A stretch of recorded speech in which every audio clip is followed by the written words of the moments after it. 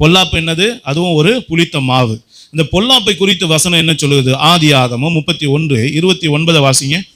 உங்களுக்கு பொல்லாப்பு செய்ய எனக்கு வல்லமை உண்டு. வல்லமை யார் சொல்றாரு? லாபான் சொல்றாரு யாக்கோபை பார்த்து, உங்களுக்கு பொல்லாப்பு செய்ய எனக்கு வல்லமை உண்டு அப்படின்னு சொல்றாரு. அந்த பொல்லாப்புனா என்ன அர்த்தம் அவரே சொல்றாரு பாருங்க, வாசிங்க அடுத்து.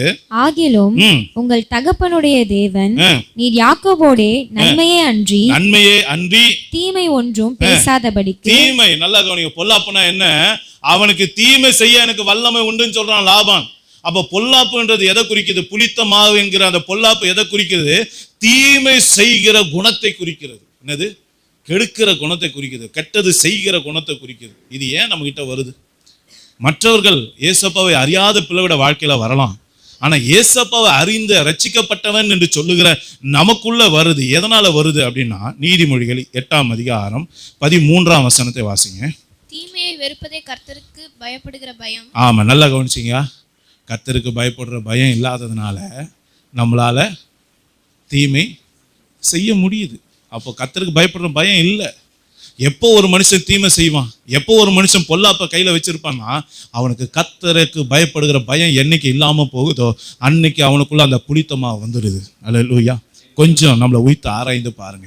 கர்த்தருடைய சமூகத்துல இருக்கோம் இல்லையா? எனக்குள்ள உண்மையிலே கர்த்தருக்கு பயப்படுற பயம் இருக்கா? பயப்படுற பயம் இருந்தா நாம மற்றவங்களுக்கு தீமை செய்ய மாட்டோம், மற்றவங்களுக்கு பொல்லாப்பு செய்ய மாட்டோம். எனக்கு வல்லமை இருந்தா கூட நான் செய்ய மாட்டேன். யோசித்து பாருங்க. யோசேப்போட சகோதரர்கள் யோசேப்பை பகைத்தாங்க, தீமை செஞ்சாங்க. அந்த தீமையின் குழியில அவன் ரொம்ப கொடுமையை அனுபவிச்சான், உண்மை. ஆனா திரும்பவும் அவங்கள பழி வாங்கக்கூடிய ஒரு சூழ்நிலை வரும்போது அவன் தீமை செய்யவே இல்லை, அவங்கள பகைக்கவே இல்லை, பொல்லாப்பு செய்யவே இல்லை. மாறா அவங்களை நேசித்தான், மன்னித்தான், அரவணித்தான், அவங்களையும் அவங்க குடும்பத்தையும் அவன் பராமரித்தான் என்று வேதம் சொல்லுகிறது. ஒரு ஆவிக்குரியவனுடைய ஸ்டாண்டர்ட் இதுதாங்க. நம்ம ஸ்டாண்டர்டு என்ன?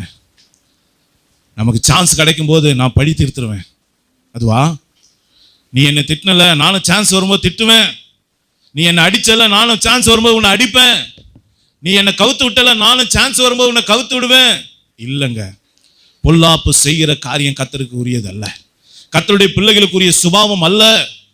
நீ தீமை செய்ய துணிகரம் உனக்குள்ள இருக்குமே ஆனால், மற்றவங்களுக்கு பொல்லாங்கு செய்கிற எண்ணம் உனக்குள்ள இருக்குமே ஆனால், மற்றவங்களுக்கு கெடுதல் செய்கிற எண்ணம் உனக்குள்ள தலை தூக்குமே ஆனால், நீ இன்னும் புளித்த மாவோடு தான் இருக்கிறாயே தவிர உனக்குள்ள ஒரு நாளும் புதிய மாவாகிய கிறிஸ்து வரவில்லை, அவருடைய நித்திய ஜீவன் வரவில்லை, அவருடைய ரட்சிப்பு இன்னும் உனக்குள்ள வரல.